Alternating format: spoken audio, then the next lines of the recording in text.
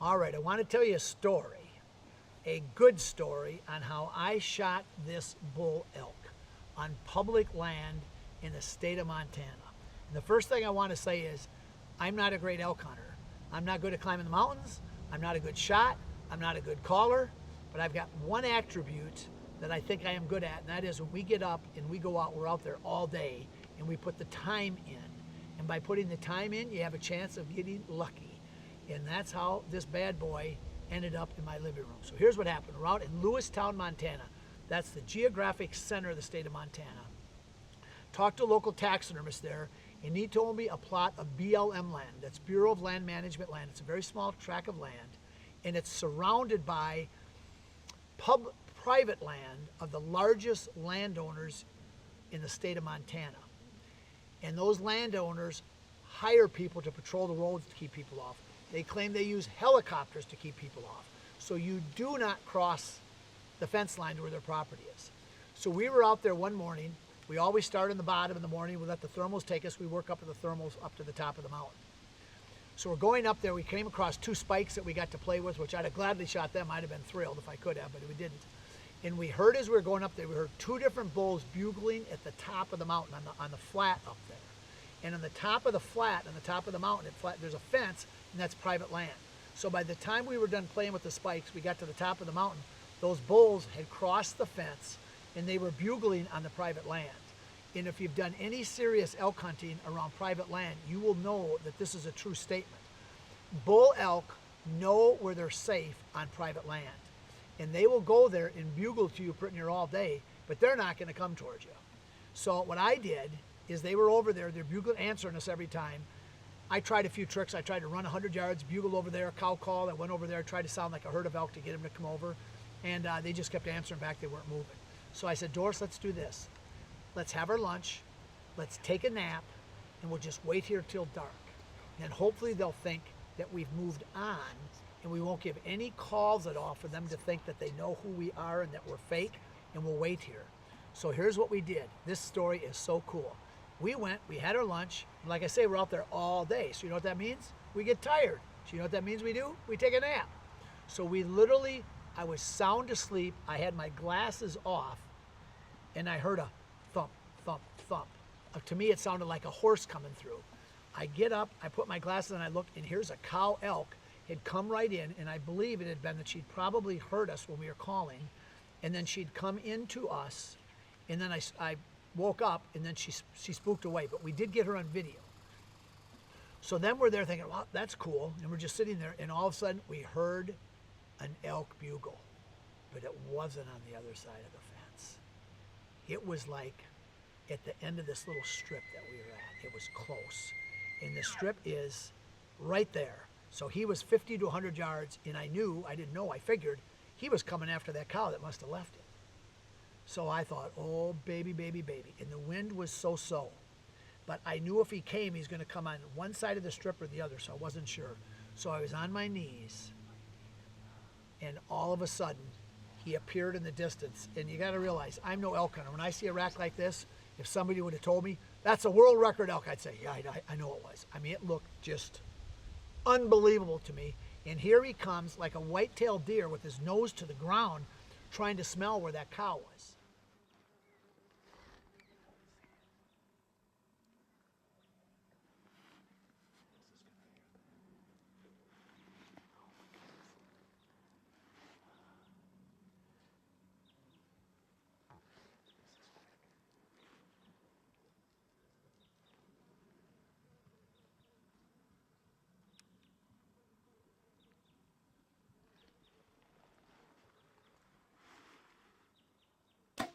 Got him perfect. You got him. You got a monster, Doris. Oh man, here he goes. Just watch. Oh man, I gotta Watch him, Doris. He's perfectly hit. I hit him absolutely perfect. Look at him. I got him. Okay. Cow call. He's He's hit perfect. He's gonna drop right there. I hit him perfect. Are you on him? Yeah, I got He's gonna tip. He's going down right there. He's going down. Come on, baby. Come on, baby. Oh my goodness. There he goes. He's gonna tip. Oh my goodness. Stand up and get a good video. He's going down.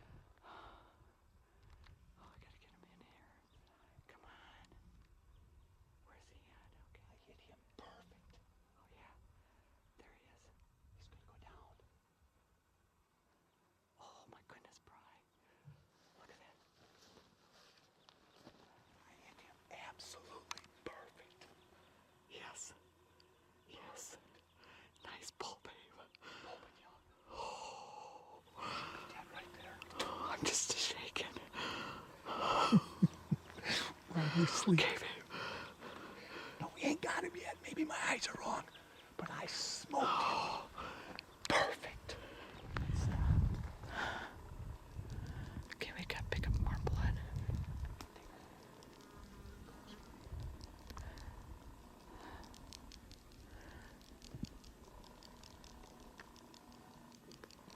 Just go right on and see. Yeah, blood clots or something. Thick blood. Literal blood clot. But then I don't see any. Okay, right here. Yeah, good. There's some blood in the rock now. Oh yeah, okay. Right there, so straight. Okay. That is him upside down. I thought I saw a mouth. Oh. I told you, what is that? Oh. I thought that was. I saw that too. It's upside down. Praise the Lord. Oh. He was upside down. Oh. Blood coming out of his nose, drilled just perfect. Oh my goodness. Perfect. He flipped right upside down. He's in the sun door, so we gotta move. We gotta be. All right. Oh my goodness. I thought that was a mouth sticking up. Weird. Flipped right upside down. Oh, babe, look at that, baby. Oh, he didn't go far.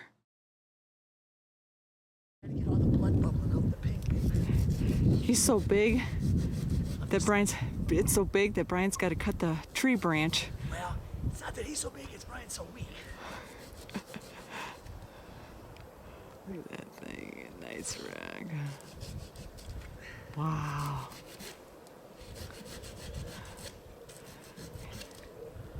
We do a video now. Here you go. Look at that. Who would ever believe? Me, a dude from Wisconsin that don't know nothing. Look at this. Look at this.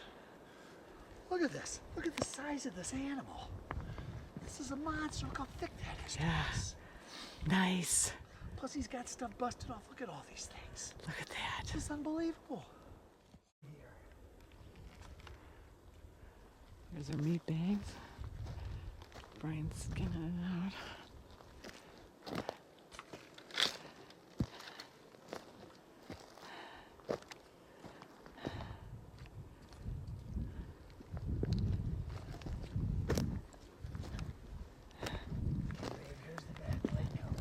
Oh, that's good. That cool breeze, huh? Coming in for the meat. He is laying right in the sun. Not good.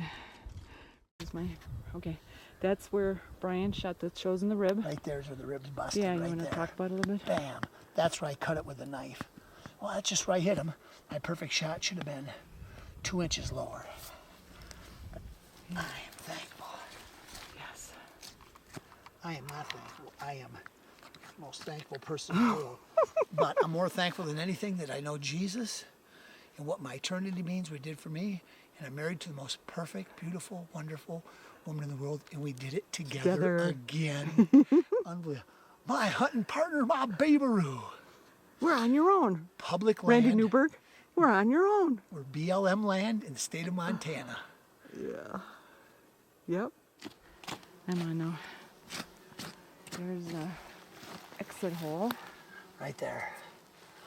Right on the money. There's a try. Should have been right there. He's at an angle. Actually went forward a little bit.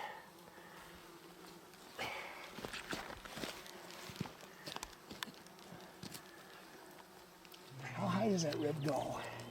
Goes to there. How low does that rib go? Okay, it goes from there to there, okay? That's touching the bottom. I can't even get that knife in there, so that's the height.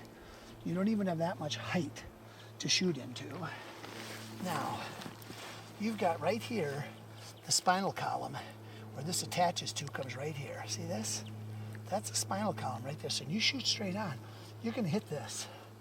I had this shot last year. All you've got is from here to here, that much. And width-wise, see this? My 4 fingers have to bend to get in there like this. That's the width you have.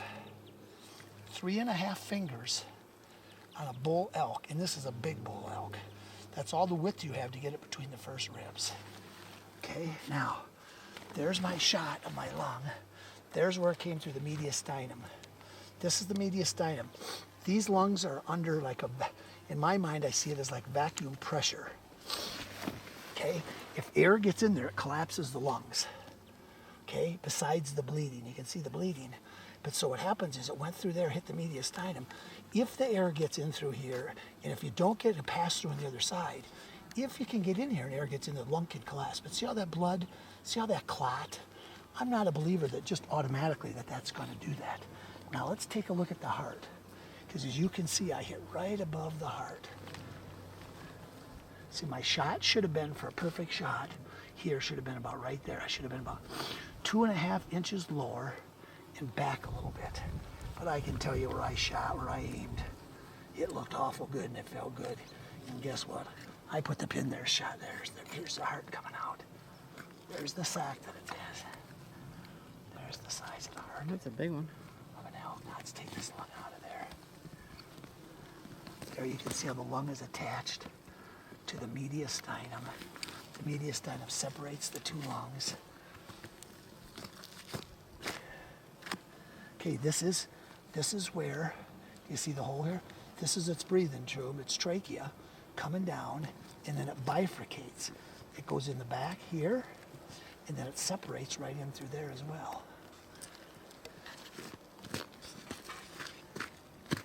See? See how that's coming through there? There's where my broadhead went through. See right there's the hole that it made.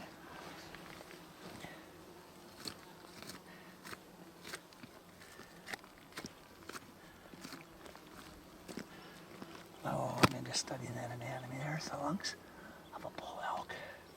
There's where my hole is there. This is the exit hole, by the way. There's what it did, the damage it went through. The damage that it cut. See the cuts there. And then right here, this will show you now. I wish I would have counted this will show you the size of the heart.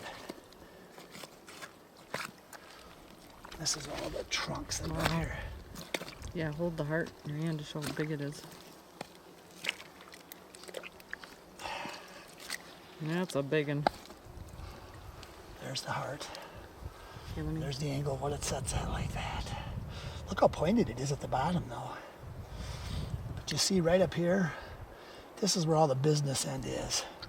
All the blood comes and goes there. So you don't want to shoot them in the heart. We're wanting to get the biggest area possible, but on top the heart, look at all them blood vessels. You cut one of them babies, the game's over. There's going to be more blood loss up here than there is there, and it's bigger, which is why we shoot there. There's some of the inner lobes of the lungs, some of the bubbles. And now take the mediastinum out so we can see the lung on the other side. Here's another set of tenderloins, by the way, nobody knows about. They're up in the front, right here. Okay, there we go. Cutting through the mediastinum. Now, look at all the froth, the bubbles there on the entrance side. Isn't it interesting? All the blood is on the entrance side. It's interesting. Let's cut this off here. Wow. Lots of blood. Okay, there's where the hole is cut, right there. On the entrance side, I'm a little lower than the exit, right where the heart Where is it sits. again? Right there. Right in between the two lobes. See that there? Mm-hmm. And it went, there's where it came through the lung. That's the mediastinum. Mm-hmm. That boy has been double lunged. Look at the Hey, froth. Bri. Good the froth. job. Doris, look at the froth. That's the thing we're the most proud of, huh, babe? The Perfect shot. yes. Yep. Even though it was easy, I still had to react and do it quick. Did we get pinpoint? Well, Center now what kill? it's called, instead of pinpoint, it's called perfect kill. Shot Yeah. placement. But when it's a bull elk at 20 yards. Now, Doris, the guy No, said it wasn't at even. six- Was it 20 yards? Yeah, it was Yeah, right on the 20 money. yards. This is a story of how I got an elk when I was literally sound asleep. He woke me up, or his cow woke me up, in probably, Doris, a minute from us being asleep, maybe 2 minutes, maybe less. I had shot this bull elk. And the only credit I give myself, the only credit is, we stay out there all day. And if you're out there, good things can happen. If you go back to camp, they don't happen. And the reason we stay out there all day is we don't want to climb all the way down the mountain. We got to come all the way back up. So this is something that I don't feel worthy that I shot this, because it's the second time that I ever elk hunted, and I got this monster. I didn't feel worthy of it. But I'm very thankful of it. I'll tell you that. So that's it.